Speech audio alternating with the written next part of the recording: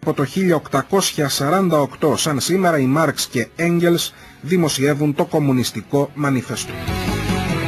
Το 1879 οι εργάτες των βυρσοδεψίων της Σύρου κατεβαίνουν σε απεργία, ζητούν αύξηση του μεροκάματου, περιορισμό της εργάσιμης ημέρας σε 12 ώρες. Η απεργία λήγει με νίκη των εργατών. Το 1913 ο ελληνικός στρατός κυριεύει το οχυρωμένο Μπιζάνι και απελευθερώνει τα Ιωάννινα από τους Τούρκους. 1915 ο Ελευθέριος Βενιζέλος παραιτείται από πρωθυπουργός κατόπιν διαφωνίας του με τον βασιλιά Κωνσταντίνο, η αρχή του λεγόμενου εθνικού διχασμού. Το 1916 ο γερμανικός στρατός ξεκινά επίθεση εναντίον του γαλλικού οχυρού στο Βερντέν. Η επική αυτή μάχη, στην οποία έχασαν τη ζωή τους 434.000 Γερμανοί και 543.000 Γάλλοι, συνεχίστηκε μέχρι τις 18 Δεκεμβρίου. Η αντοχή και η αποτελεσματικότητα των οχυρώσεων στο Βερντέν οδήγησε τους Γάλλους στην κατασκευή της περίφημης γραμμής Μαζινό, η οποία ωστόσο αποδείχθηκε εντελώς ανεπαρκής για τις συνθήκες του Δευτέρου Παγκοσμίου Πολέμου. 1946 το πολιτικό γραφείο της Κεντρικής Επιτροπής του ΚΚΕ σε ανακοίνωσή του τονίζει ότι με την ισχύουσα κατάσταση το Κομμουνιστικό Κόμμα Ελλάδας δεν θα πάρει μέρος στις εκλογές που πρόκειται να διεξαχθούν στις 31 Μαρτίου και επισημαίνει ότι μέσα σε λίγες εβδομάδες, αν υπάρχει καλή θέληση και σταματήσει η αγγλική επέμβαση, μπορούν να εξασφαλιστούν οι προϋποθέσεις για στοιχειωδώς ελεύθερες εκλογές.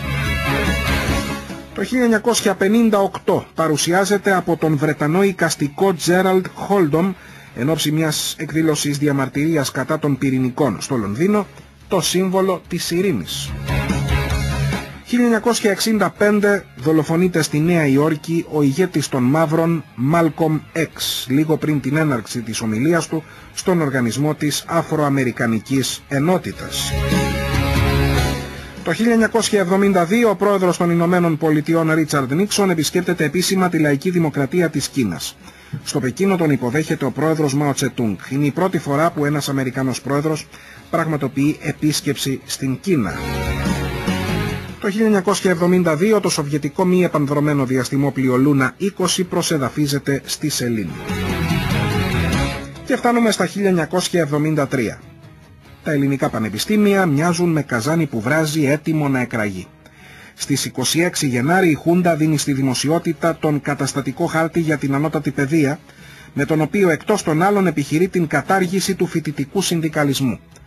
Ακολουθεί θύελλα διαμαρτυριών. Εν τω μεταξύ συνεχίζεται η αποχή σε πολλές σχολές του Εθνικού Μετσόβιου Πολυτεχνείου, ενώ σε αποχή κατεβαίνουν και οι σπουδαστές των σχολών υπομηχανικών, αλλά και εκείνοι της Σιβητανιδίου.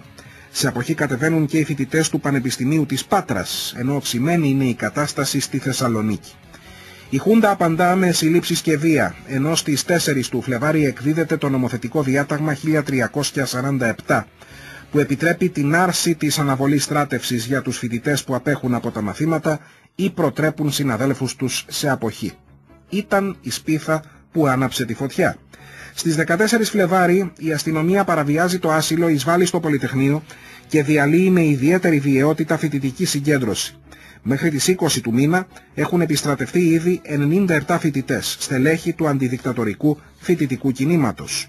Στις 21 Φλεβάρι, σαν σήμερα, πραγματοποιούνται στο κτίριο της νομικής φοιτητικές συνελεύσεις, με κύριο αίτημα την κατάργηση του μέτρου της στράτευσης. Μέχρι το μεσημέρι έχουν συγκεντρωθεί στη νομική γύρω στους 4.000 φοιτητές, που απλώνονται σε όλο το κτίριο και δίνουν τον περίφημο όρκο. Εμείς, οι φοιτητές των ανωτάτων εκπαιδευτικών ιδρυμάτων, ορκιζόμεθα εις το όνομα της ελευθερίας να αγωνιστρώμεν μέχρι τέλους δια την κατοχύρωση των ακαδημαϊκών ελευθεριών, του πανεπιστημιακού ασύλου, της ανακλήσεως όλων των καταπιεστικών νόμων και διαταγμάτων. Ορκιζόμεθα συμπαράσταση εις όλων των φοιτητικών κόσμων της Ελλάδος, ο οποίος βασανίζεται. Η βία και η τρομοκρατία δεν θα περάσουν. Ζήτω ο φοιτητικός κόσμος της Ελλάδος. Οι συγκεντρωμένοι φοιτητές φωνάζουν από την ταράτσα της νομικής συνθήματα, χορεύουν και τραγουδούν το πότε θα κάνει ξαστεριά. Ρίχνουν στα πεζοδρόμια αυτοσχέδια τρίκ και χειρόγραφες προκηρύξεις. Τα συνθήματα που κυριαρχούν είναι ελευθεριά στα αδέλφια μας, δημοκρατία, δεν περνά ο φασισμός, κάτω η Χούντα, Ελλάς Ελλήνων φυλακισμένων. Από τις 7 το απόγευμα συγκεντρώνονται γύρω από την νομική εκατοντάδες άτομα, εκφράζοντας τη συμπαράστασή τους στους φοιτητές. Η αστυνομία διαλύει βία τους συγκεντρωμένους. Όμως ο κόσμος ξανασυγκεντρώνεται σε λίγο στην οδό Ακαδημίας. Η κατάληψη της νομικής έληξε ανέμακτα το απόγευμα της άλλης μέρας. Οι φοιτητές αποχωρούν συντεταγμένα, έχοντας σημειώσει μια ουσιαστική νίκη. Η κατάληψη της νομικής δεν είναι μόνο η πιο μαζική και θεαματική αντιδικτατορική εκδήλωση στα χρονικά του φοιτητικού κινήματος. Τα κυριότερα χαρακτηριστικά της είναι αφενός η πολιτικοποίησή της και αφετέρου η ανοιχτή συμπαράσταση του αθηναϊκού λαού. Ο αγώνας των φοιτητών μαζικοποιείται και απηχεί όλο και πιο έντονα τις αντιδικτατορικές διαθέσεις της πλειοψηφίας των Ελλήνων. Μετά την νομική, τίποτα πια δεν θα είναι το ίδιο. Καθώς από την ίδια τους την πείρα οι φοιτητές έχουν πιστεί ότι ο αγώνας για ακαδημαϊκές ελευθερίες είναι αξεχώριστος από τον αγώνα για το γκρέμισμα της Χούντας για την ελευθερία. Η αντίστροφη μέτρηση για την εξέγερση του Πολυτεχνείου το Νοέμβρη εκείνης της χρονιάς άρχισε.